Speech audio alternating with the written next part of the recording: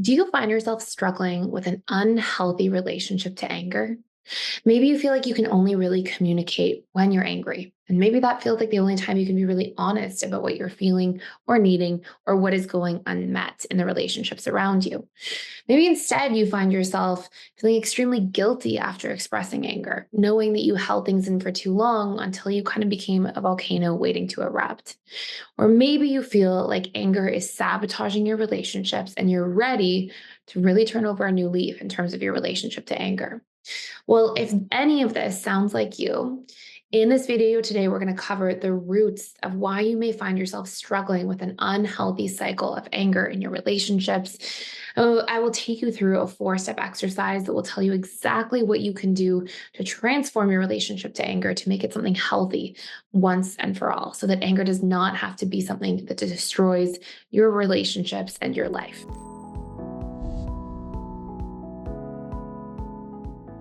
So, first and foremost, I think there's a few really important dynamics to cover. Oh, and if you're new here, by the way, my name is Thais. I'm the founder of the Personal Development School, and I put daily content out here on YouTube all about the subconscious mind, how to really rewire and recondition our subconscious mind. And we talk a lot about attachment styles and relationship healing. So if you don't want to miss any videos, please hit the subscribe button below. Now, a couple things to really note first is that anger itself is not good or bad. What we do with anger is what becomes healthy or unhealthy. For example, if I feel angry because somebody violated a boundary and I use that anger as a feedback mechanism to let me know, oh, that didn't feel good. I'm feeling pretty frustrated about this. And I go to that person and I say, maybe you didn't mean anything by it, but that behavior is not acceptable here. And in the future, I need you to be more mindful and consider doing ABC. And I address that condition, that situation where I use the anger and I sort of channel it into something really constructive where I can assert myself, I can be really direct and to the point, but I don't have to express my anger by, getting really frustrated by expressing it in an unhealthy way. Then that's obviously big, it makes a huge difference between that versus something like I get angry and I throw something and I smash it, right? There's a huge difference there. So it's the anger itself is actually a really healthy feedback mechanism. It has a lot of capacity to let us know if a boundary's been violated, if something's been repressed or unexpressed in our lives so that we can get seen and heard, so that we can get our needs met, and so that we can really stand up and take action. But it's how we use the anger and what we do with it that really matters and is really meaningful. So with that being said, I want you to first recognize that when people are expressing anger in healthy ways, it's usually because of a few different reasons. I'll actually share this with you so you can take a look here yourself. And I want you to really tune into your life if you can and see where you've expressed anger in these different forms. So often what we'll see here is that anger is actually a subconscious strategy a lot of the time, to feel seen or heard. Okay. Because if you watch when somebody's angry, they wave their hands around or they raise their voice, they get louder, and they're essentially trying to close this gap between themselves and somebody else when they're feeling unseen and unheard by getting louder, by waving their hands.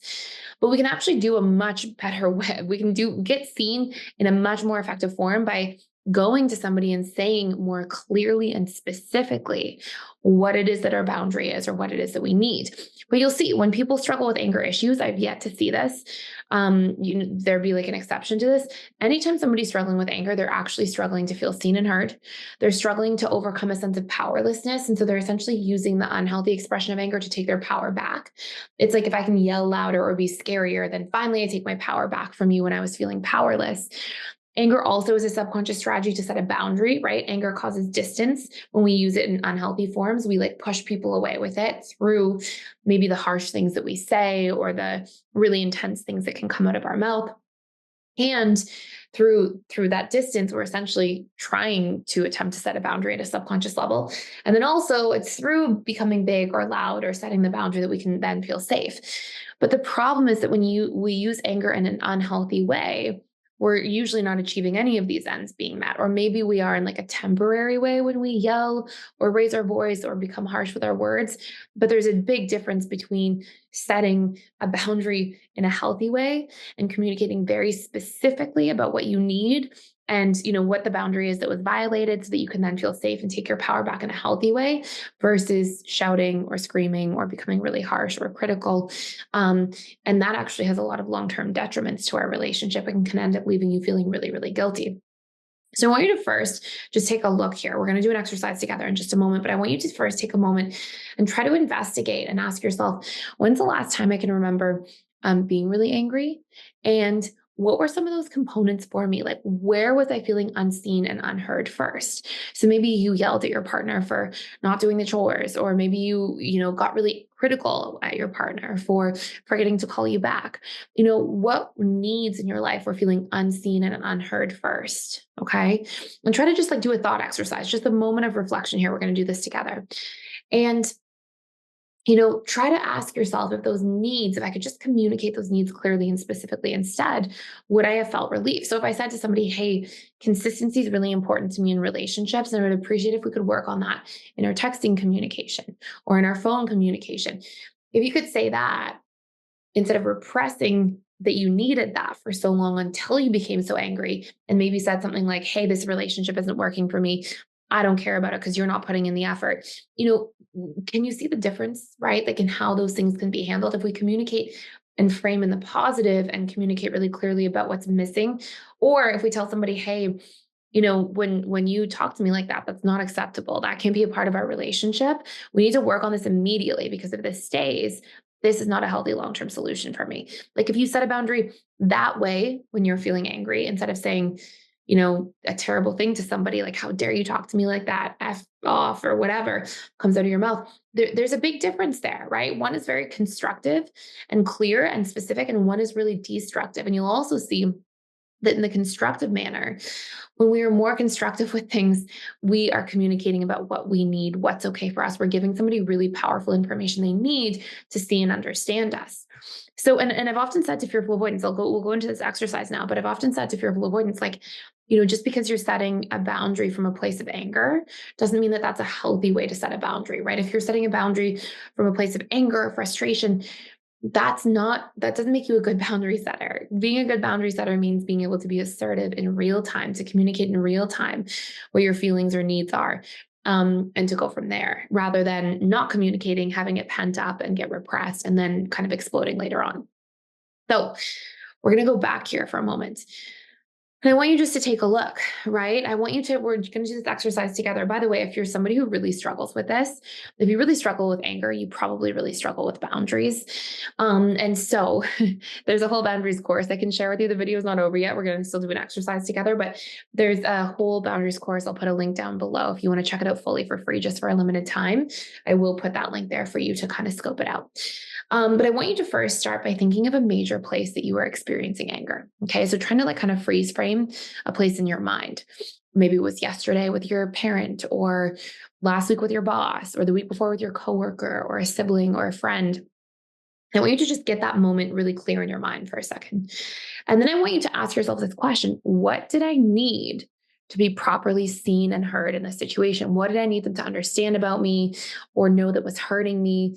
And really try to get clear on that. I needed them to know that I felt like they weren't showing up in the relationship the same way I was, or I needed them to know that a financial boundary was being violated, or an emotional boundary was being violated, or I needed them to stop asking me for so much. I need you to get really clear on what that need is that you wanted to be seen and heard.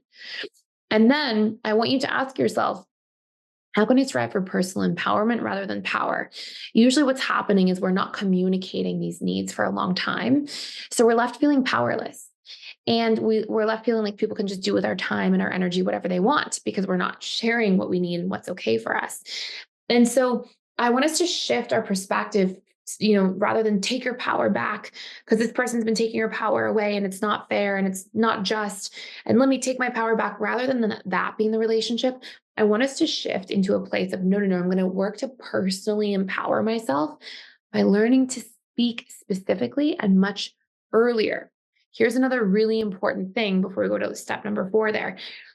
you'll notice that you'll feel much more empowered in your life and in all of your relationships when you practice communicating the moment a need was not met, the moment a boundary was violated, the moment something went missing in terms of not being seen and heard. In fact, it's a great exercise to practice saying to somebody, if they're not understanding you or not meeting you halfway, to say, hey, before we move on here, just a moment ago, we were having a discussion. I think you misunderstood where I was coming from. Let me just communicate and really clarify that for you.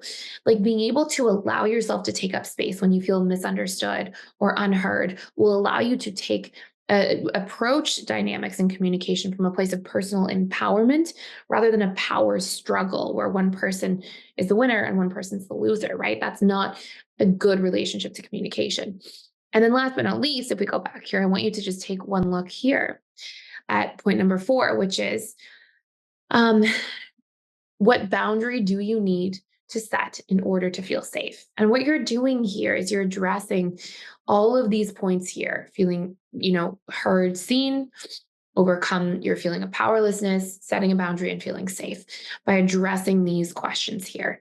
And if you make it a habit to practice communicating faster, sooner, and in real time, you will see a tremendous amount of benefits to your personal life and to your relationships overall. So that's it for today. Let me know how this goes. If you practice this in your personal life, I would love to hear from you in the comments below. And please consider subscribing to this channel if you don't want to miss anything. And again, if you do want to do that deeper dive fully free for a limited time, I will put that boundaries course there for you as well. Thank you so much for stopping by and for watching. I can't wait to see you in the next video.